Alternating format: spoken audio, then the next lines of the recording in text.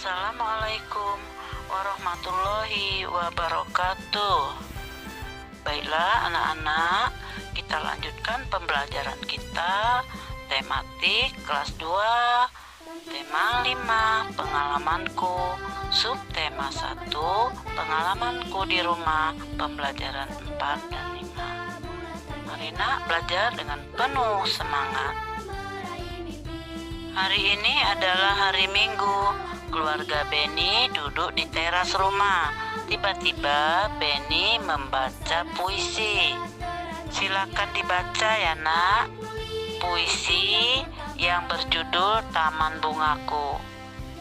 Kak, Benny mau bertanya, apa perbedaan puisi dengan bukan puisi? Jawab kakak. Ya, silakan. Puisi ditulis dalam bentuk bait. Bait terdiri atas baris-baris. Bukan puisi bila bentuknya paragraf. Banyak barisnya tidak ditentukan. Pilihan kata dalam puisi kias, padat, dan indah. Ciri-ciri puisi yaitu puisi adalah sebuah karya sastra bahasa Indonesia yang kata-katanya indah, padat, dan kias.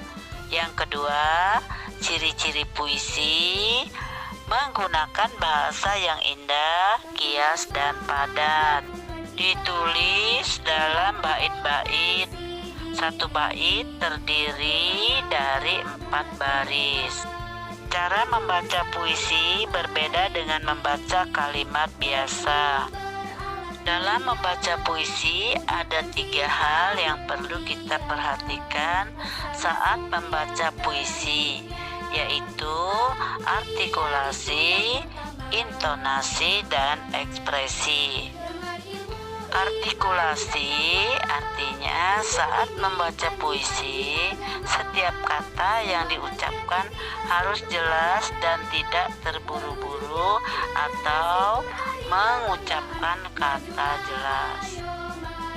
Intonasi adalah suara jelas, tidak terlalu keras tapi juga tidak terlalu pelan atau tinggi rendahnya nada saat membaca.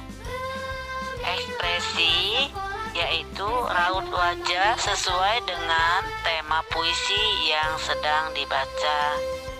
Misalkan kalian membaca tema puisinya sedih, ya raut wajahnya harus sedemikian rupa, ya sedih juga. Kalau misalnya temanya senang, raut wajahnya senang juga.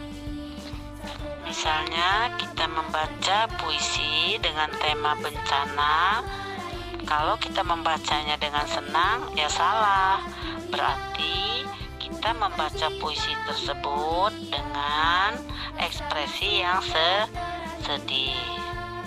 Setiap puisi ada kata-kata indah. Kita akan bersama-sama memahami makna atau arti dari sebuah kata. Di sini ada kata-kata cangkul. Apa ya cangkul itu? Nah, makna atau guna cangkul itu untuk apa? Nah, di sini cangkul adalah alat untuk menggali dan mengaduk tanah. Ada kata-kata siramilah. Nah, di sini ada gambar sedang menyiram bunga. Nah, siramilah artinya mencurahkan air. Di sini ada kata-kata tumbuh. Nah, tumbuh ada gambar manusia, hewan, dan tumbuhan. Nah, jadi tumbuh di sini dari kecil bisa menjadi besar. Nah, di sini tumbuh artinya bertambah besar. Nah, di sini ada kata-kata bermekaran. Nah, ada gambar bunga sebelum mekar, yaitu ada kuncup dulu. Nah, jadi Sudah memperhatikan gambarnya? Di sini makna atau kata-kata bermekaran artinya mulai berkembang dan menjadi terbuka. Nah, di sini ada kata-kata berkicau. Nah, ada gambarnya. Ini berhubungan dengan burung. Berkicau artinya bunyi burung. Ayah mengajak ibu, kakak, dan Benny gotong royong. Gulma banyak tumbuh di taman bunga. Apa yang sedang dilakukan Benny dan keluarga?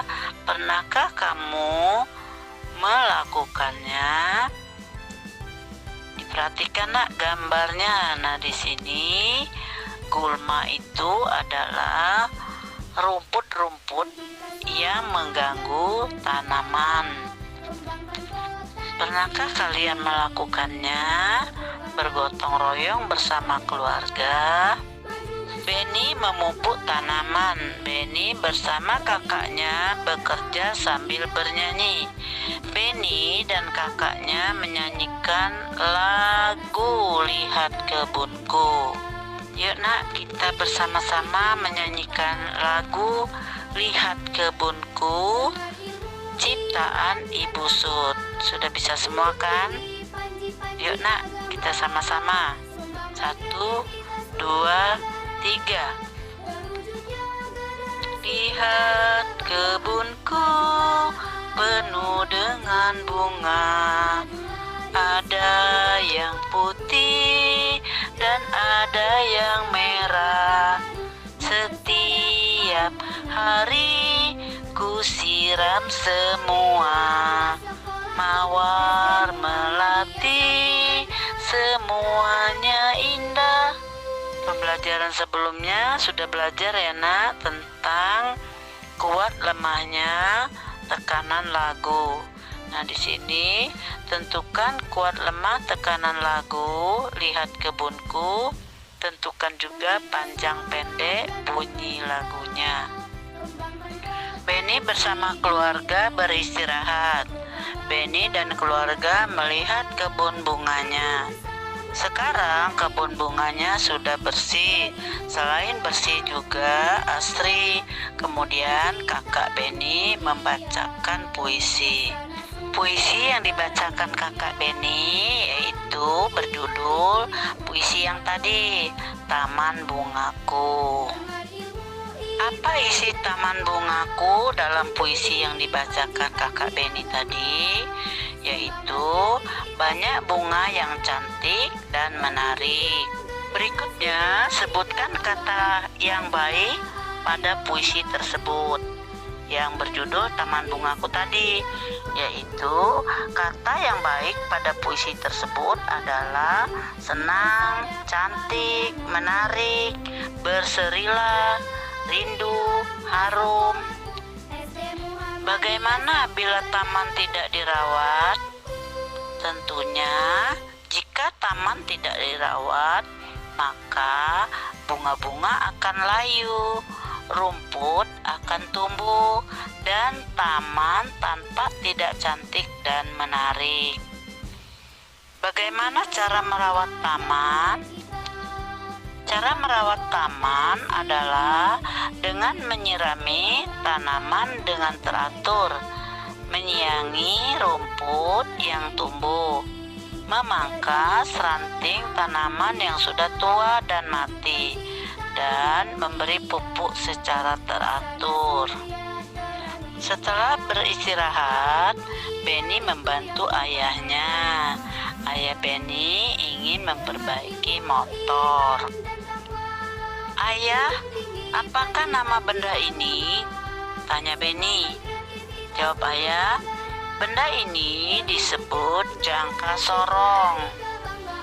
Apa kegunaan benda ini, ayah?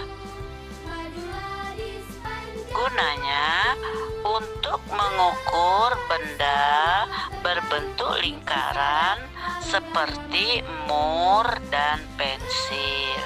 Nah, di sini kita akan mempelajari satu alat, yaitu jangka sorong. Jangka sorong menggunakan satuan sentimeter dan milimeter. Untuk mengukur benda yang berbentuk lingkaran seperti cincin, mur, lingkaran jari, pensil, kelereng, tidak bisa mengukur panjang benda yang memiliki ukuran yang besar, hanya mampu mengukur maksimal 30 cm. Di sini perhatikan gambar berikut. Anak-anak, beri tanda conteng nak ya, yang dapat diukur dengan jangka sorong. Perhatikan gambarnya. Diconteng, kerjakan 1, 2, 3, 4, 5, 6. Silakan nak ya, dikerjakan. Tadi perhatikan, yaitu asal tidak lebih dari 30 cm. Demikianlah pembelajaran hari ini. Ibu akhiri, billahi taufik wal hidayah. Wassalamualaikum warahmatullahi wabarakatuh.